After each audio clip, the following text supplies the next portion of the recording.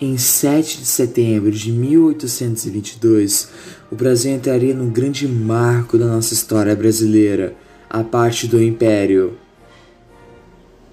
Declarado pelo próprio imperador Dom Pedro I, junto também de sua esposa, Dona Leopoldina, que assinou a Carta de Independência para o nosso país.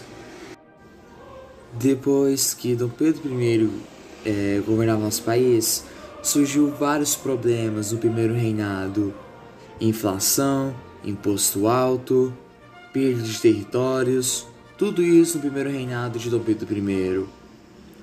Então Dom Pedro I decide sair de seu país. José Bonifácio o impediu, falando que, no mínimo, deixe Dom Pedro II no país, para aí sim Dom Pedro II trazer esperança para o nosso país, na época do primeiro reinado. Dom Pedro I aceita essa proposta. E assim, Dom Pedro I, junto de sua esposa, vão embora do nosso país e deixa apenas Dom Pedro II sozinho, junto de Bonifácio. E lembrando, Dom Pedro I já tinha trocado de esposa. A sua esposa atual não, antes era a Dona Leopoldina, só que ela morreu dando à luz a Dom Pedro II. Resumindo, Dom Pedro II nunca conheceu seu pai nem sua mãe. Isso foi a parte mais triste de Dom Pedro II. Mas José Bonifácio estava lá para cuidar de Dom Pedro II, como se fosse pai e filho. Enquanto que Dom Pedro II ainda não era grande o suficiente para governar o país, o Brasil entra em um período chamado período regencial, onde que o país é comandado por governadores e não por imperadores, só governadores mesmo. Depois foi um grande erro, né, já que houve várias tentativas de golpe de estado contra o Império do Brasil, só que se manteve firme e forte.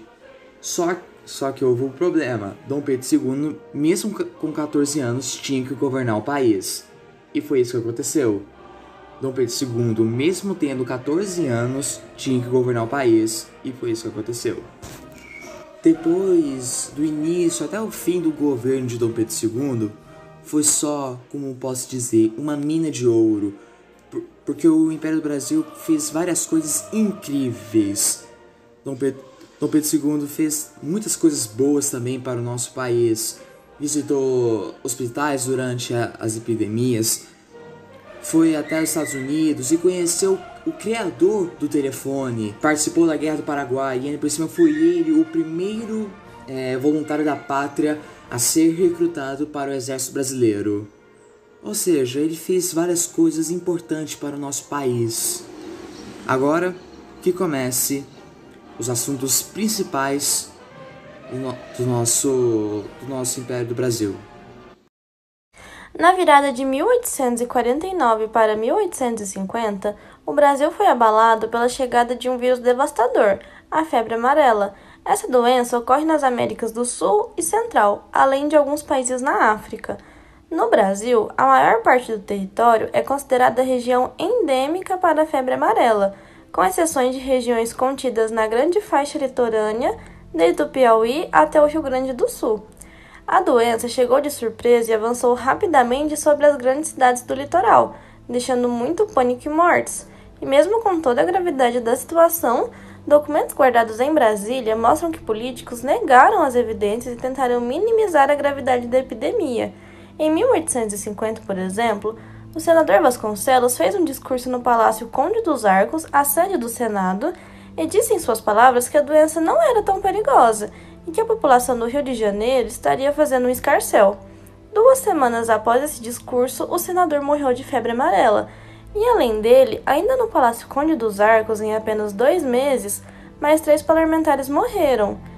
O senador mineiro disse que essa doença não era febre amarela, já que os números no Brasil eram bem menores que no exterior. E realmente, a febre amarela foi mais aterrorizante no Rio de Janeiro, que aproximadamente de 200 mil pessoas, 4 mil morreram. O governo entendeu a gravidade da situação e ofereceu às populações atingidas os chamados socorros públicos, isto é, hospitais de isolamento, enfermarias, médicos, remédios e alimentos. O Senado e a Câmara sempre aprovaram a liberação das armas necessárias. Em abril de 1850, por exemplo, o montante aprovado somou 100 contos de réis. O próprio Dom Pedro II manifestava publicamente preocupação com as epidemias. O imperador visitou hospitais de isolamento levando consolo aos doentes e mencionou a febre amarela em diversas falas do trono. No século XIX não existia no Brasil uma rede pública de saúde. As pessoas com posse se tratavam em casa, com médicos particulares. Os pobres, por sua vez, recorriam a instituições de caridade como as Santas Casas de Misericórdia. Assim que uma das tantas epidemias de febre amarela se instalava no Rio de Janeiro, o governo destinava recursos financeiros extras à Santa Casa Carioca, que corria para abrir enfermarias temporárias pela capital, semelhantes aos atuais hospitais de campanha. Oferecendo socorros públicos, o governo aliviava o sofrimento de doentes e até evitava parte deles morresse. No entanto, não conseguiu impedir a repetição das epidemias de febre amarela no ano após ano. As medidas de prevenção não eram muito pouco eficazes, não por incompetência, mas sim pelas limitações científicas da época. Não se sabia qual era o agente causador da doença nem como as pessoas se infectavam. No Brasil, já passou por algumas doenças que perturbaram a população brasileira, bem antes da chegada do Covid-19. Em maio de 1855, a pandemia de cólera morbus atingiu o Império do Brasil. A epidemia é considerada por nós historiadores o primeiro grande enfrentamento de uma epidemia pela saúde pública brasileira. O governo da época ainda era um império, e o imperador foi até as ruas e enfrentou a doença sem medo, mas com responsabilidade, e com o objetivo de encorajar o povo brasileiro para não acontecer revoltas de medo contra a doença. O imperador não se isolou na tentativa de se proteger de um possível contágio. Além de ter ido às ruas, colocou-se à frente das medidas que deveriam ser tomadas, visitando hospitais e observando a situação do povo pelas ruas do Rio de Janeiro. A província da Corte teve o maior número de mortos do país, cerca de 200 mil pessoas mortas. A historiadora Mary Del Priori, em seu livro, abre aspas, A Condessa de Barral, fecha aspas, narra fatos onde o imperador mostrava-se incansável. Ao invés de se refugiar na serra como grande parte da elite, ele, abre aspas, parava o seu carro à porta dos hospitais, penetrava nos focos de epidemia, aproximava-se dos leitos dos coléricos, fecha aspas, falava com todos, procurando dar-lhes coragem, abre aspas, inspirando valor de ânimo aos fracos e enchendo de esperança, de fé e de gratidão do coração dos míseros doentes, fecha aspas. Depois de 3 anos, em 1853, pelo decreto número 1103, o Hospital Marítimo de Santa Isabel destinava-se ao tratamento dos tripulantes e passageiros dos navios nacionais ou estrangeiros que aportavam no Rio de Janeiro, afetados ou sob suspeita de doenças ou dos infectados. Nosso atual presidente faz como o imperador Dom Pedro II, ao ir até as ruas, ao falar com populares, não se esconde em tempos de dificuldade e chama para si a responsabilidade de lutar por nosso país.